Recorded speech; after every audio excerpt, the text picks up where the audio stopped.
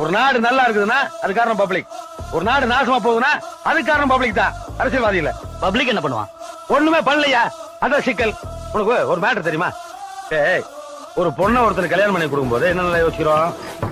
பையன் படிச்சவனா, எங்க வேலை பாக்குறான், எவ்வளவு சம்பாதிக்கிறான், நல்லவனா கெட்டவனா, சிகரெட் குடிப்பானா, தண்ணி போடுவானா, பான் பிராக் சாப்பிடுவானா, இத்தனையும் விசாரிச்சு கல்யாணம் பண்ணி வைக்கலாம். ஏன் எவ்வளவு கிடைச்சானா அவன் கையில கொடுத்து ஓட்டி விட வேண்டியதானே? ஓட்ட மாட்டான். என்ன, அது நம்ம பொண்ணு, நமக்கு பிறந்த பொண்ணு, நான் வளர்த்த பொண்ணு. அந்த மாதிரி இது நம்ம மண்ணு, நான் பிறந்த மண்ணு, நான் வளர்ந்த மண்ணு என்னைக்காவது யோசிச்சிருக்குமா? இல்லையே. எவன் ஓட்டு கடல் போட வேண்டியதான். ஆனா ஒரு எம்பி தேர்ந்தெடுக்கும் போது, ஒரு எம்எல்ஏ தேர்ந்தெடுக்கும் போதோ, ஆனா ஒரு பஞ்சாயத்து போர்டு பிரசிடண்ட் தேர்ந்தெடுக்கும் போதோ, ஏன் ஒரு கார்பரேஷன் கவுன்சிலர் தேர்ந்தெடுக்கும் போதோ யோசிச்சிருக்குமா? யோசிக்கிறா.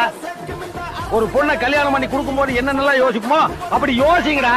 இவ்வளவு ஏன்டா இவ்வளவு நான் கல்யாணம் பண்ணி கூட்டு வந்தேன், கம்பெனில இருந்து அனுப்பிச்சிருக்கானுடா, இன்னும் 10 நிமிஷத்துல வண்டி வர அனுப்பணும் பணத்தோட. அவன் யோசிக்கிறான்டா.